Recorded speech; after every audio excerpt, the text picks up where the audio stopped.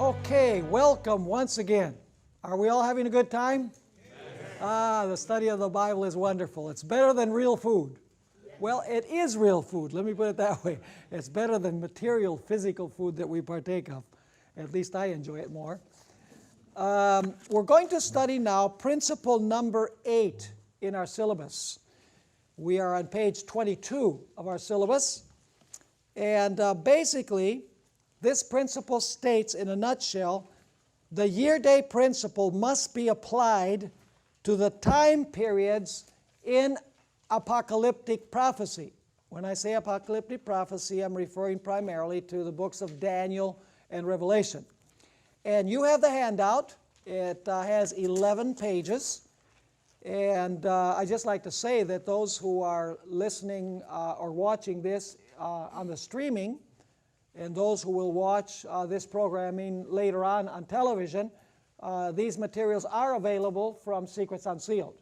So those who are not here right now, you can contact Secrets Unsealed, and these handouts as well as the presentations will be available.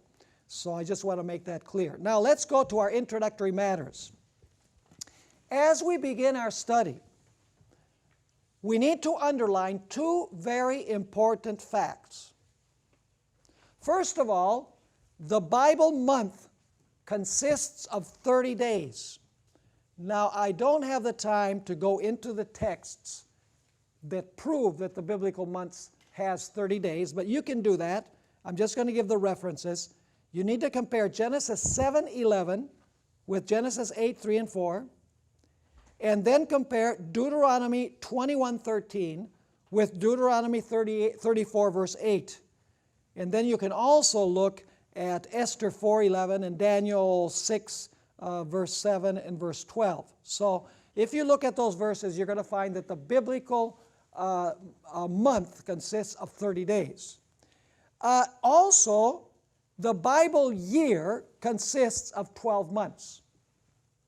And the texts for that are 1 Kings 4 verse 7 and 1 Chronicles chapter 27 and verses 1 through 15, where the months are actually named. And so we need to know from the get-go that the biblical month has 30 days and the biblical year has 12 months. That's crucially important. The year-day principle basically means that when the time periods are used in the context of apocalyptic events, that's primarily Daniel and Revelation, which occur between the year 34 and the second coming of Christ, they are to be understood by applying the principle that one literal calendar day is equivalent to one literal calendar year. This is known as the year-day principle, or the day-year principle, day for a year. The preterist and futurist schools, which we've taken a look at already, adamantly deny the year-day principle. Most preterists interpret the little horn of Daniel 7, as well as the little horn of Daniel chapter 8, as a nasty individual called Antiochus Epiphanes, who ruled from 171 BC to 164 BC. And basically, he was a Macedonian ruler who desecrated the Jewish temple from 167 to 164 BC. And preterists believe that the 3½ years and the 2300 days are literal time, and they apply to the period of dominion of Antiochus Epiphanes towards the end of the Old Testament period. So in other words, these periods have no relevance for us today because they were fulfilled in the distant past. On the other hand, most futurists teach that the little horn of Daniel 7 represents a future personal Antichrist who will sit in a rebuilt Jewish temple in the Middle East for 3½ literal years at the end of the Christian dispensation, or towards the end of the Christian dispensation. They also believe that the little horn of Daniel 8 represents Antiochus Epiphanes, and that the 2300 days are literal time. The common denominator of both systems is that they believe that the 3 1/2 times and the 2300 days are to be taken as literal time. In contrast, historicism, or the historical flow method, as I prefer to call it, has always held that days, weeks, months, and years in an apocalyptic context should be understood symbolically by applying the year-day principle. So do you understand the contrast between these systems of interpretation? Preterism and futurism says that the time periods are literal time, whereas the historical flow method teaches that these time periods are to be understood on the basis of the year-day principle, that each literal day stands for a literal year. Now, I want to share with you 20 reasons for applying the year-day principle. And some of these reasons are quite complex. I've tried to simplify them as much as possible, and I hope that you've read this material in advance because it will be very, very helpful in our going through this material. Reason number 1, the expression time, times, and the dividing of time, 42 months, 1,260 days, and 70 weeks are very peculiar. Would you agree? They could have been expressed in literal language, but instead they are given a symbolic flavor. Notice, for example, that Luke 4:25 and James 5:17 refer to the period when there was no rain in the days of Elijah as 3 years and 6 months. This is the normal way of expressing time. Isn't it? 3 years and 6 months, or 3.5 years? That's the normal way. But the apocalyptic passages do not use the normal way of expressing time. They use peculiar expressions. It is significant that every measurement of calendar time in prophecy is given a symbolic flavor. Hour, Revelation 17:12 and 9:13. Day, Revelation 12, verse 6. Week, Daniel 9:24 to 27. Month, Revelation 13, verse 5. And year, Daniel 7:25. Do you notice all of the measurements of time use this principle? It is also significant that non-apocalyptic prophecies, that is prophecies, classical prophecies and typological prophecies, express time in literal language. Like, for example, 70 years of Babylonian captivity, 400 years that Israel would spend in Egypt, 120 years at the time of the flood. So when you're dealing with literal persons performing literal actions, you have literal time periods. Does that make sense? Yes. Reason number 2. The symbolic time periods are always found within the context of apocalyptic passages where symbols predominate. Are you understanding this point?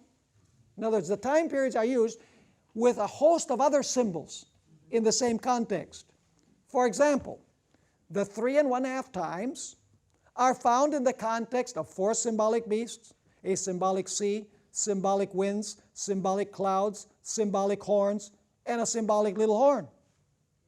So would you expect the time period to be symbolic? Of course.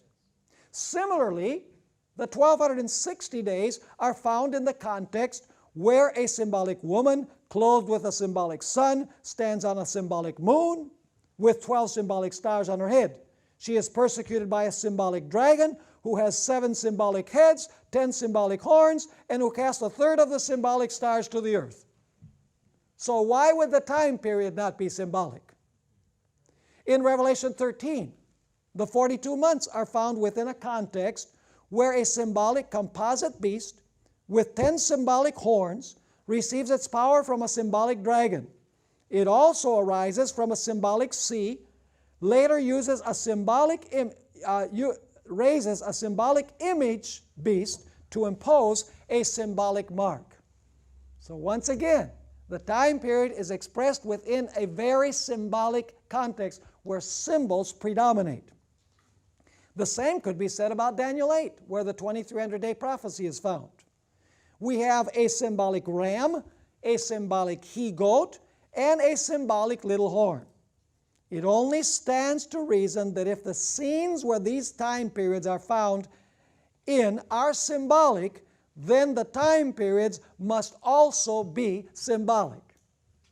Now, does that make sense? Yes. Absolutely. Reason number 3, we're on a roll. Praise the Lord.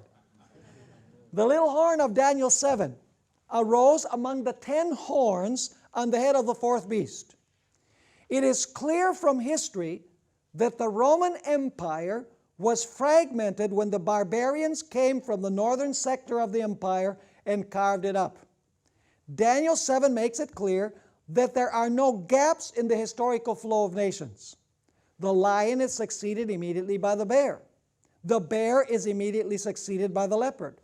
The leopard is immediately succeeded by the dragon beast. The dragon beast then sprouts the 10 horns, and the little horn then rises among the 10. Are you following the sequence? Yes. Now, if the little horn arose among the 10, and the 10 were complete in 476 AD, and the little horn ruled until the judgment, are you understanding me? When does the judgment begin? In 1844.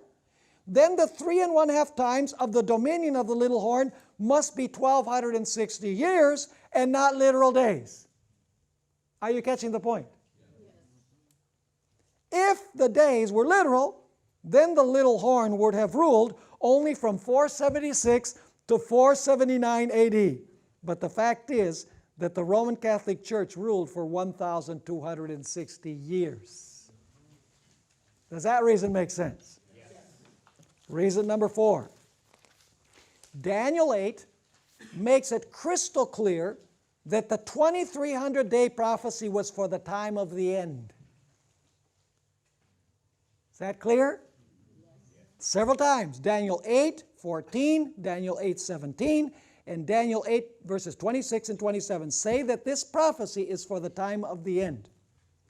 Daniel 12 verses 4 and 7 underscore the fact that the book which contains the 2300-day prophecy would be closed and sealed until the time of the end, and therefore could not be understood until then. This being the case, those who believe that Antiochus is the little horn of Daniel 8 find themselves in a serious dilemma. Assuming that Antiochus is represented by the little horn of Daniel 8, and that the 2300 days were the literal time period of his dominion, a question immediately comes to the fore. Why would we have to wait until the time of the end to understand this? Are you following me? Because it says this aspect of the 2300 days could not be understood until the time of the end.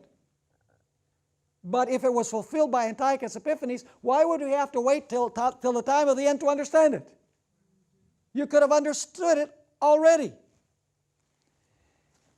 Now, continuing. Yet we know that they were not living in the time of the end because over 2,000 years of history have transpired since that time. We're talking here about Porphyry, who in the first centuries of the Christian era believed that Antiochus Epiphanes was the little horn of Daniel 8. Now, if they were right, then they were living in the time of the end, right? If Porphyry is right, and the little horn represents Antiochus Epiphanes, then they were living in the time of the end because this prophecy is for the time of the end. Now, the next paragraph. The simple reality is that Antiochus did not fulfill the little horn prophecy. Josephus and others mistakenly identified Antiochus as the fulfillment. They could not have comprehended the little horn prophecy because they did not live in the time of the end. Are you understanding this point? Very important point. If the prophecy, folks, is for the time of the end, the 2300-day prophecy is for the time of the end, then Antiochus Epiphanes could not have fulfilled it, because you would have understood that it was fulfilled in his time. So we continue. Josephus and others mistakenly identified Antiochus as the fulfillment. They could not have comprehended the little horn prophecy because they did not live in the time of the end. It is clear that this prophecy was not present truth in the days of Daniel or of Josephus or even of Martin Luther. None of these men lived in the time of the end, and therefore none of them could understand this prophecy. It became present truth when the prophecy was fulfilled in 1844. What was the central verse that was used by the Millerite movement? Unto 2300 days and the sanctuary shall be cleansed. Is that the time when this prophecy was understood? Yes. So it was not understood in the past. So the 2300 days must have been what? They must have been years, because they reach way back from the time that the command is given to build Jerusalem and restore Jerusalem all the way till 1844. It has to be years. It can't be days. This is why the Millerites preached on this very text. The book of Daniel was being opened, and now the time period of the 2300 days could be understood. Is this point clear? Yes. Let's go to reason number 5.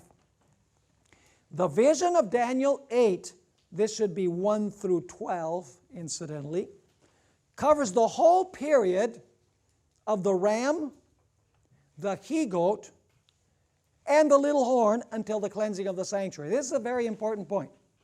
The vision that is shown to Daniel goes from the times of the ram to the he-goat, and then to the point when the judgment begins, when the cleansing of the sanctuary begins. That's the vision.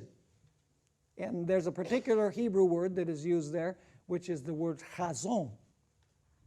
That's the word vision that is used. Now, in Daniel 8, verse 13, the question is asked, until when shall the vision be? What vision is it referring to? The whole vision. It's the same word that is used in verses 1 and 2, where Daniel says, I saw a vision. So it includes the ram, it includes the he-goat, and it includes the time when the judgment begins. The context indicates that the word vision includes the totality of what Daniel had seen in Daniel 8 to that point. Then, in Daniel 8, verse 15, we are told that Daniel wished to comprehend the vision. Same word. He wanted to comprehend the vision. What does the vision include, folks? It includes the ram, it includes the he-goat, all the way to the time when the sanctuary is going to be cleansed. The answer is simple. Which vision? That's the question. Which vision is this talking about? The answer is simple. It must be the totality of the vision of Daniel 8, because when the angel Gabriel comes to explain the vision in answer to Daniel's request, he begins with Persia and then continues with Greece, the little horn, and culminates with the conclusion of the 2300 days when the sanctuary is to be cleansed. So the word vision includes the totality of the vision, right? It includes the ram, the he-goat, the little horn, up to the point when the sanctuary is to be cleansed or the judgment is to begin.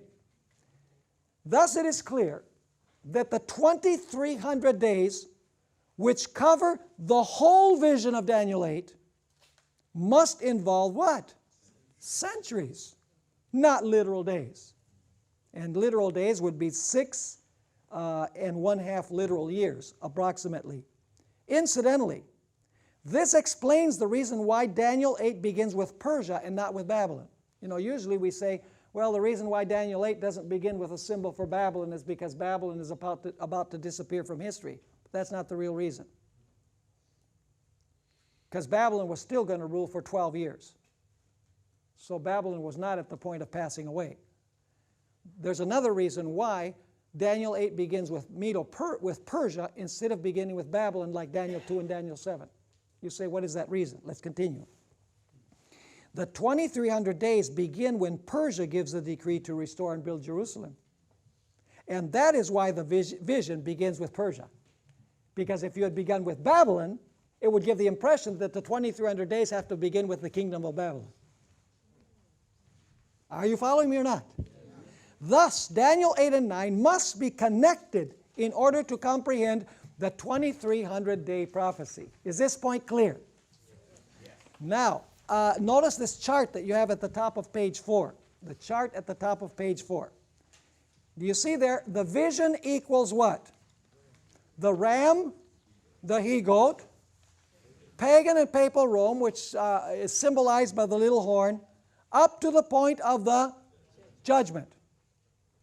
So the question is, when the question is asked, until when is the vision? The answer is 2,300 days is the vision. Can that be 6.5 years? Come on, be real. It includes all of this. So the 2,300 days must be years. They have to be years, because the 2,300 days cover the entire vision. And the vision includes the ram, the he-goat, pagan, papal Rome, up to the time when the judgment begins. Is that clear? Now let's go to reason number 6. What do conservative evangelical scholars do with the prophecy of the 70 weeks? See, here you have a fly in the ointment. Don't they have to employ the year-day principle to convert the weeks to years? Are you understanding the question? The answer is that they attempt to get off the hook by saying that the expression 70 weeks really means 77s, or even 70 weeks of years. In this way, they get rid of the year-day principle. This they must do because if they employed the year-day principle for the 70 weeks, they would have to employ it for the other prophetic periods in order to be consistent. Let us now look at a few facts about the word translated week here in Daniel 9. Is it true that 70 weeks is 77s or 70 weeks of years? Is that really what it means? So that you don't have to apply the year-day principle? That's not what it means at all. Let's notice the evidence. Is it true that the Hebrew word Shabuah, which is week, should be translated sevens or weeks of years? This word is used a total of 19 times in the Hebrew Scriptures, the word Shabuah, which is week. And in every single instance, it refers to a literal week of 7 days. And you have all of the references there. I put them in parentheses for you. Evangelicals frequently use Daniel 10, 2 and 3 as an argument for translating the word Shabuah as weeks of years. They point out, and this is an important point, they point out that in these verses, the word weeks is qualified by the word days. In other words, weeks of days. Daniel is speaking about his period of fasting. He said, I fasted for 3 weeks of days. That's what it literally says in the Hebrew. So they say, see, if this is weeks of days, then the other one is weeks of years. But there are problems with that interpretation. They then imply that if these are weeks with the qualifier days, then the other weeks without the qualifier days must mean weeks of years. Are you catching their argument? It's pretty crafty, but it don't work. For example, the New International Version translates the word week with 7 or sevens in Daniel 9, 24 to 27, but then translates the very same word as weeks in Daniel 10, verses 2 and 3. Isn't that interesting?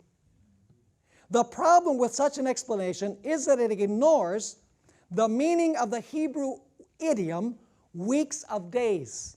What is meant by Daniel when he says that he fasted for 3 weeks of days? Let's notice. When the word week in Hebrew is qualified by the word days, it simply means full weeks. 3 full weeks when it says weeks of days. Notice the following examples. In Genesis 19, 29, 14, and Numbers 11, 20, and 21, and Judges 19, verse 2, the Hebrew literally reads, month of days. Is there a month that does not consist of days? Furthermore, in Genesis 41, verse 1, Leviticus 25, 29, 2 Samuel 13, 23, and 14:28, the Hebrew literally reads, years of days, but the translators have recognized that this means full years, and they translate it that way. Are you understanding the point? But they have to get rid of the year-day principle for the 70 weeks, because if they don't, they say, uh-oh, we've got to apply it to the 2,300 days. We have to apply it to the 1,260 days. They run into trouble. So they have to find a way to explain away the 70 weeks without having to apply the year-day principle. The fundamental reason why futurist and preterist scholars refuse to translate Shavuot in Daniel 9 as weeks is because they would then have to admit, in order to be consistent, that the year-day principle must be applied to the other prophetic periods as well. Furthermore, if they applied the year-day principle to the 70 weeks, they would have to apply it to the 2,300 days, of which the 70 weeks constitute the first part. And this would force them to admit that prophecy was fulfilled in 1844. This would then make them Seventh-day Adventists.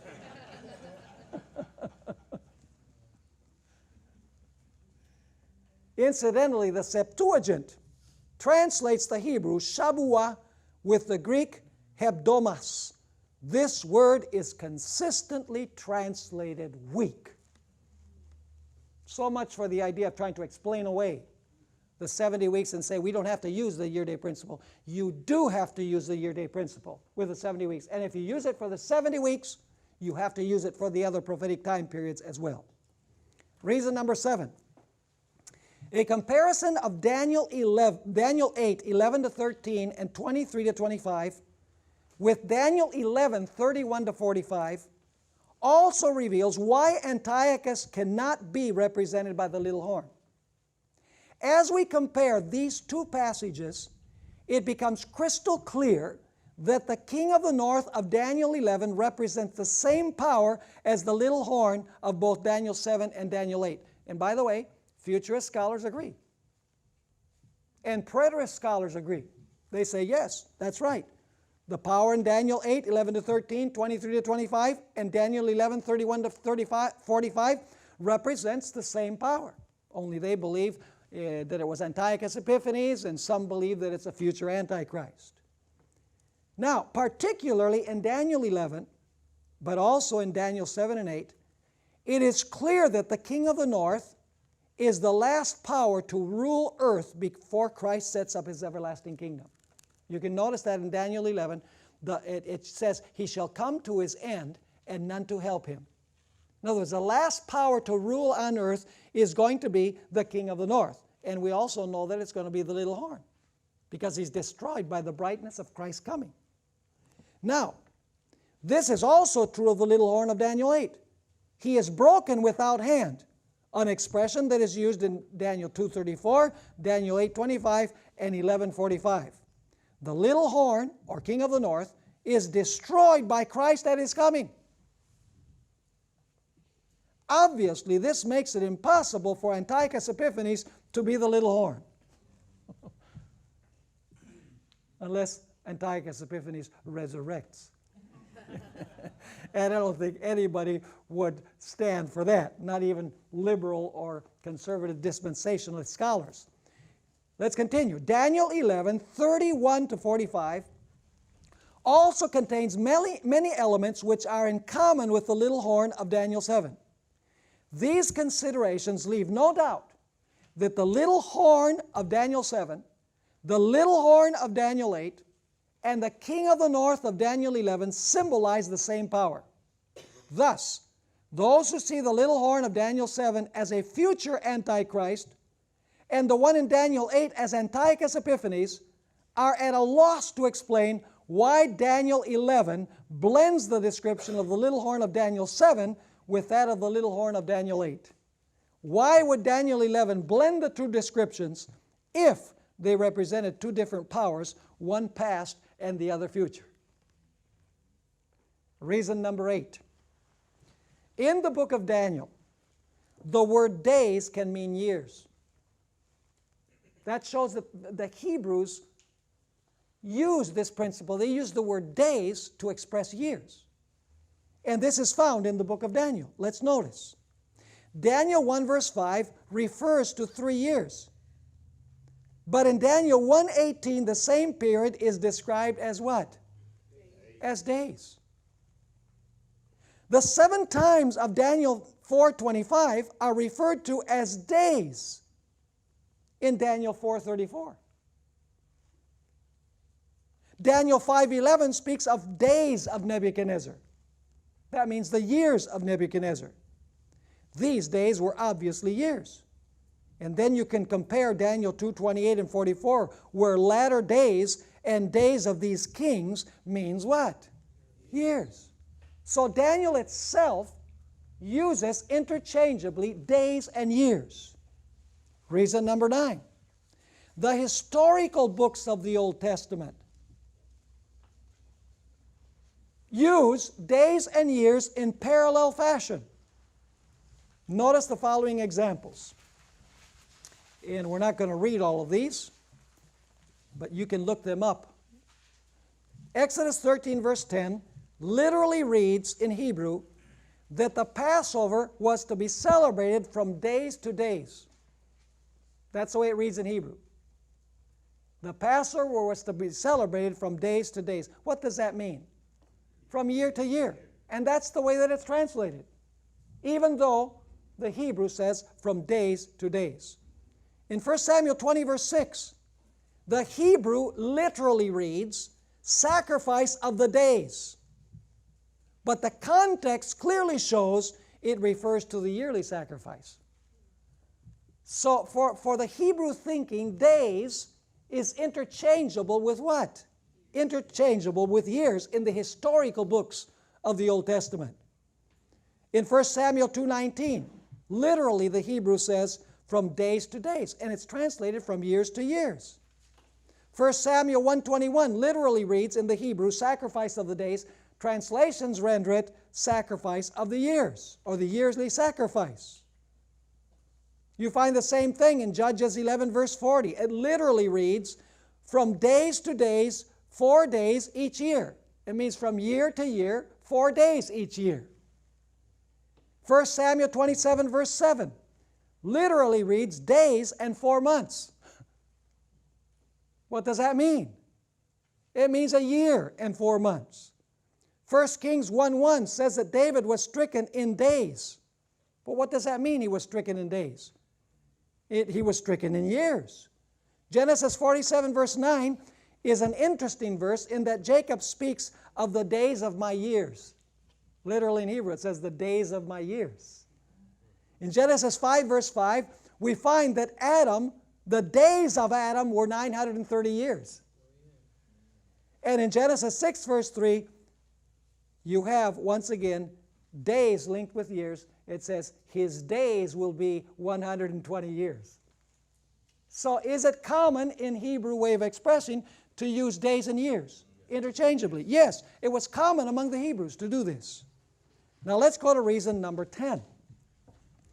Not only do we find Daniel using days and years in a similar fashion, not only do we find the historical books of the Old Testament also using days and years interchangeably, we also find that in Old Testament Hebrew poetry, days and years are employed in synonymous parallelism. You know what synonymous parallelism is? Hebrew poetry is characterized by parallelism. And there are 3 basic types. There are variations, but there are 3 basic types. One is called synonymous parallelism. That's where the first line in the verse is repeated in the second line, but in different words. It's parallel to the first line, but different words are used. Then you have antithetical parallelism, which is the first line, the opposite is said in the second line. And then you have what is called synthetic parallelism, which is where the thought of the first line is completed in the second line. Now, a synonymous parallelism is where the first line and the second line are synonymous, but in different words. In Hebrew poetry, you find days and you find years used in synonymous parallelism. Let's notice, for example, and you can look up all of these texts. A very interesting text is Psalm 90, verses 9 and 10, where the translation reads, years of our lives. but literally in Hebrew it reads, the days of our years. In every place, listen carefully, in every place where the Old Testament couples days with years, the word day is in the A line and the word year is in the B line. Do you understand what I'm saying? In other words, in the first line, you have the word day. In the second line, which is parallel or synonymous, you have year. In other words, the day is equivalent to what? A year. Just check out these verses. It is so interesting. William Shea, who was my teacher at the seminary, wrote a very interesting book called Selected Studies in Prophetic Interpretation, and on page 69 he says this, and a good share of this material he has in this chapter that he wrote on the year-day principle. He says this, when we come to the occurrence of the word days in time prophecies, therefore, an ancient Semite, you know, understand what he means by an ancient Semite? Someone, Jew, somebody who has a Semitic background. An ancient Semite whose mind was steeped in this parallelistic type of thought would naturally have made an association of years with the days, found in a symbolic context, just as he naturally would have identified years as the B word that would follow the A word, days, in its occurrence as part of a well-known parallel pair. So you can check out these verses, and you know, I'll mention some of them. Job 10 verse 5, Job 15 verse 20, Job 32 verse 7, Deuteronomy 32 verse 7, and Psalm 77 verse 5. And you know what's interesting is that the first book of the Bible to be written was the book of Job. So very, very early, it was written by Moses in the desert of Midian while he was tending Jethro's sheep, according to the spirit of prophecy. And there are some sections of the book of Job that use such archaic Hebrew language that the Septuagint translators, the translators of the Greek Old Testament, had real struggles in translating that Hebrew to Greek. They leave whole sections untranslated because it was such archaic old Hebrew. And so it's interesting that you have these references from Job where the A line has days and the B line, the parallel line, has years. Days are years. Is that clear? Yes. Reason number 11. The prophetic books also do the same thing. The prophetic books of the Old Testament, days are also used interchangeably with years. For instance, Ezekiel 30 verse 3 refers to the day of the Lord, but Isaiah calls it the year of the Lord. Isaiah 10 verse 3 speaks of the day of visitation, but Jeremiah 11:23 refers to the same event as the year of visitation. Isaiah 34 verse 8 speaks of the year of recompense, but Hosea 9 verse 7 refers to the days of recompense. Do you see that the prophets, for them, days and years had a very close and intimate relationship? Of course, we would not want to leave out the traditional texts which have been used by Seventh-day Adventists to corroborate the year-day principle. In both Numbers 14:34 and Ezekiel 4 verse 6, God Himself employs the year-day principle in the context of prophecy. And if we have time, we'll deal with miniature symbolization. That is a fascinating study. It's a follow-up to this study about the year-day principle. Now let's go to reason number 12. We can also approach this subject from the perspective of the sabbatical and jubilee years. Have you ever heard of the sabbatical year? That's every 7th year was a year of rest, and then every 49th year was a year of rest, followed by the jubilee, which was the 50th year. Now, where does this pattern come from? The pattern of the sabbatical year and the jubilee. Where does that come from? It comes from the weekly cycle of days. That's the pattern. Let's follow this. It is obvious that the weekly Sabbath is the foundation for both of these. That is to say, the 7th day of the week becomes symbolic of the 7th year, and the 49th day becomes symbolic of the 49th year. Leviticus 25, 1 through 7 addresses the sabbatical year. This passage contains the earliest biblical use of the year-day principle. It becomes clear when we compare verses 3 and 4 with verse 5 that the weekly cycle is being used as a pattern for the 7-year period. In other words, that each day of the week becomes symbolic of what? A year in the sabbatical year and a year in the Jubilee. Now notice, we have 6 years which are followed by the 7th year. And the 7th year is one of rest. This arrangement is patterned after 6 days of labor, followed by the 7th day, which is a day of rest. Here we clearly have an example of the year-day principle. The same is true of the Jubilee year. Are you understanding this point? A day, the week of days is used as a pattern for the 7-year cycle of the sabbatical year. The foundation is the literal days of the week. Let's go to reason number 13. If we accept the testimony of Jesus, the little horn of Daniel 8 cannot represent Antiochus Epiphanes. Jesus made it clear that the abomination of desolation spoken of by the prophet Daniel was still in the future in his day. Did he do that? Oh, you better believe he did. How could Antiochus, who lived in the 2nd century before Christ, fulfill a prophecy which Jesus clearly indicated was still unfulfilled in his day? Furthermore, the little horn of Daniel 7 could not have been fulfilled by Antiochus either, because the Apostle Paul specified that this horn was still future in his day.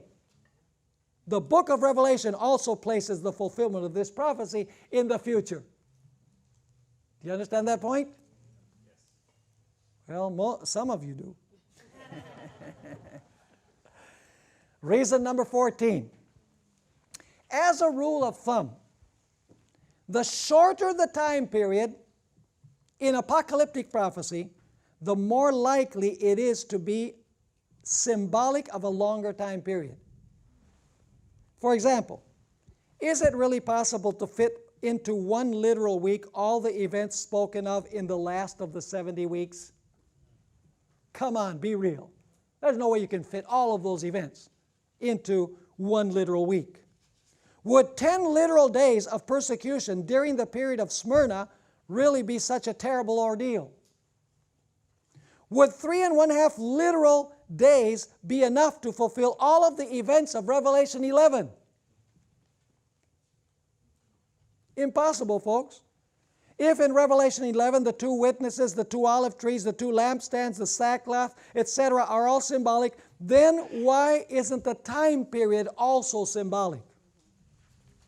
Reason number 15. You thought we only had one reason, Ezekiel chapter 4. We have a plethora of reasons that support the year-day principle that the Seventh-day Adventist Church upholds. Reason number 15. Preterists and futurists who apply these prophetic time periods literally encounter serious problems in another sense as well. In the Old Testament, God is presented as the one who reveals the course of human history and provides His divine evaluation of that history. There we find a revelation of the continuous and unbroken flow of human history from creation until the first coming of the Messiah. Is that true? In the Old Testament, we find every event, the whole flow from creation until the times of the Messiah. The Gospels then present the story of Jesus' ministry on earth. The book of Acts and the epistles continue the flow by describing the history of the early church. Do we have a continuous flow method here? Yes, we do. After this is where the preterists encounter serious problems. You see, in the preterist view, there is no revelation from God concerning the entire history of the Christian church. There are almost 2,000 years of silence because they believe that these prophecies will fulfill with Antiochus Epiphanes and with Nero. Revelation has nothing to do with the history of the Christian church, they say. So God has been silent about history for 2,000 years. There are almost 2,000 years of silence. According to them, God's description and evaluation of history ended with Antiochus Epiphanes and the Roman emperors in the early church. The futurists are not in much better shape. According to this school, Revelation 4 through 19 refers to a short period of human history at the very end of time. Likewise, God's description and evaluation of human history as found in Daniel, according to them, ends with the Roman Empire and does not pick up again until the last 7 years of human history. Thus, there is a 2,000-year gap in God's description and evaluation of human history. With the brief exception of the 7 churches, God has been silent about the events of the church for 2,000 years. Are you understanding this point? Only the historicist method is able to reveal a God who is concerned with His church during the entire period of church history, including the period of dominion of the little horn. Only historicism is able to show the providential guidance of God in human history and His loving care for His church during the last 2,000 years. God is a God who is engaged. Reason number 16. The Apostle Paul makes it absolutely clear that the man of sin, this is an important reason, was already working in his day. Is that true? Yeah. And yet this man of sin will not be destroyed until Jesus comes. Whoa. How could this be a literal person if he was alive in Paul's day and yet is not destroyed until Jesus comes? He's not a centenarian, he's a millenarian. Is this one literal man who has lived over 2,000 years? The inevitable conclusion is that the man of sin cannot be a literal man, nor can his period of dominion be literal time. It is also significant that Paul is getting his picture of the man of sin from the little horn of Daniel 7, and the little horn of Daniel 8, and the king of the north of Daniel 11. This being the case, the little horn and the king of the north must have ruled for centuries, not for literal days. Reason number 17. The acid test of the year-day principle is whether the events forecasted were fulfilled on schedule. In other words, the pragmatic test of historical fulfillment must be applied to the historicist interpretation of these prophecies. Does the historicist method pass the test? Well, notice the following incontrovertible facts. Did the papacy rule for 1,260 years? Yes. Absolutely. Can these dates be corroborated by history? Yes. Did the church during the period of Smyrna experience 10 years of severe persecution? Yes. The year 303 to 313. Terrible persecution the church suffered during the emperorship of Diocletian. There you have, during the church of Smyrna, the church that is persecuted by the Roman emperors, you have 10 days that are mentioned in connection with that church. 10 years, 303 to 313. It can be proven. Can it be proved that Jesus came in the year 27 AD to be baptized, and He was baptized? Yes. That He died in the middle of the week? Yes. And that Stephen was stoned in the year 34? Absolutely. Was this prophecy of the 70 weeks fulfilled? Yes. It was. How about the prophecy of the 2,300 days? The Millerites did indeed preach from Daniel 8:14 that the sanctuary was about to be cleansed. And this preaching took place right before the 2,300 years came to an end. Why didn't they preach from some other text? Simply because God wanted to bring to the world's attention that the 2,300 years were about to end and a significant event was about to take place in heaven. The great Second Advent awakening in the 1830s provides powerful evidence that the year-day principle must be applied to Daniel 8 verse 14. Historical fulfillment shows that this is the way to interpret these time prophecies. Finally, the churches were closed and Bibles were forbidden in France during the French Revolution, according to Revelation chapter 11, for about 3.5 years, from March of 1793 to November of 1797. It did happen exactly the way it says in Revelation 11. So the acid test of historical fulfillment shows that these days are not days, that these months are not months, but these days and months are actually what? Years. Reason number 18. I leave this till last because scholars are not always right. Many great Bible scholars, both Seventh-day Adventists and non-Seventh-day Adventists, have understood and taught the year-day principle. Unfortunately, after the great disappointment of 1844, and we've studied this in a previous class, Protestants gave up on the year-day principle and was used by the Millerite to calculate prophetic time periods. In other words, because Jesus did not come as predicted in 1844, the Protestant world threw out the method which the Millerites had used. Thus, they threw out the proverbial baby with the bathwater. We will limit ourselves to comments which were made by two men whose last name is Newton. One is Sir Isaac Newton. Have you ever heard of him? Notice what he says. 3 times and a half. That is for 1,260 solar years, reckoning as time for a calendar year of 360 days and a day for a solar year. After which the judgment is to sit, and they shall take away his dominion, not at once but by degrees, to consume and to destroy it unto the end. See, he had the year-day principle right, Sir Isaac Newton. And then there was another individual, Bishop Thomas Newton, who said this: we must therefore compute the time according to the nature and genius of the prophetic language. A time and times and half a time are 3 years and a half. And the ancient Jewish year consisting of 12 months and each month of 30 days. A time and times and half a time, or 3 years and a half, are reckoned in Revelation 11, 2 and 3, 12, 6 and 14, as equivalent to 42 months, or 1,260 days. And a day in the style of the prophets is a year. I have appointed thee each day for a year, saith God to Ezekiel 4, verse 6. And it is confessed that the 70 weeks in the 9th chapter of Daniel are weeks of years, and consequently 1,260 days are 1,260 years. Interesting. Neither of these individuals was a Seventh-day Adventist, and yet they believed in the year-day principle. Let's go to reason number 19, because time is running out. Practically every futurist writer is willing to concede that the 7 churches represent 7 periods of church history.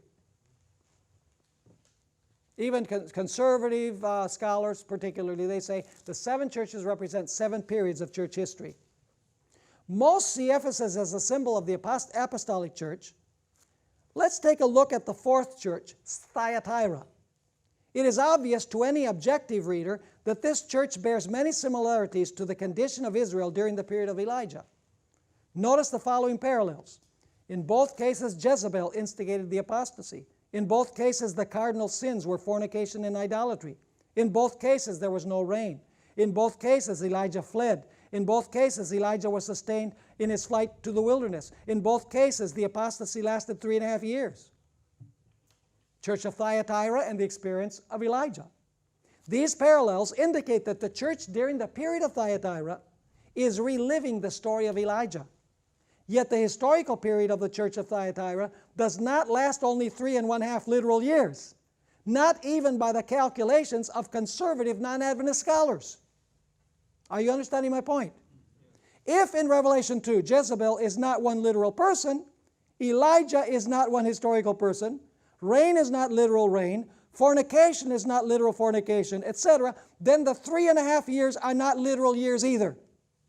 Time and space will now allow us to show that the harlot of Revelation 17 represents the second future stage of this Jezebel period of the church. In the case of literal Old Testament Elijah, now this is interesting. In the case of literal Old Testament Elijah, the time period when there was no rain was expressed in normal terms as 3 years and 6 months, because the time period was literal. But in the case of symbolic Elijah, the period is described as 1,260 days and time, times, and the dividing of time. Does that make sense? Now, reason number 20 is one that I mentioned previously. The 1,000 years of Revelation. You have this sheet. I don't have time to say much about it, but you have this chart, the year-day principle in Isaiah 24 and Revelation 20 to 22. Some people say, well, why don't you use the year-day principle for the 1,000 years of Revelation 20 to be consistent? That's in an apocalyptic prophecy, right? So why don't we use the year-day principle for the 1,000 years of Revelation 20? Why don't we say that that also needs to have the year-day principle applied to it? It's very simple. We already studied this, remember? Notice this chart. It's a very interesting chart. On the left side you have Isaiah 24, on the right side you have Revelation 20 to 22. You have all of the parallels between Isaiah 24 and Revelation 20 to 22. Now, you have capitalized one key word in the left-hand column. What is it? Days. The word days. What is the equivalent word in the right-hand column? Years. It is years. You see, we don't have to apply the year-day principle to the 1,000 years because Isaiah already does that. Remember we studied this? Yeah. Isaiah says that the kings of the earth and the hosts of the high ones will be punished for how long? For many days. Revelation, on the other hand, says that the kings of the earth that will be destroyed when Jesus comes, according to chapter 19, and the devil will be bound to the earth for how long? 1,000 years. For 1,000 years. So days in Isaiah is interpreted as years in Revelation.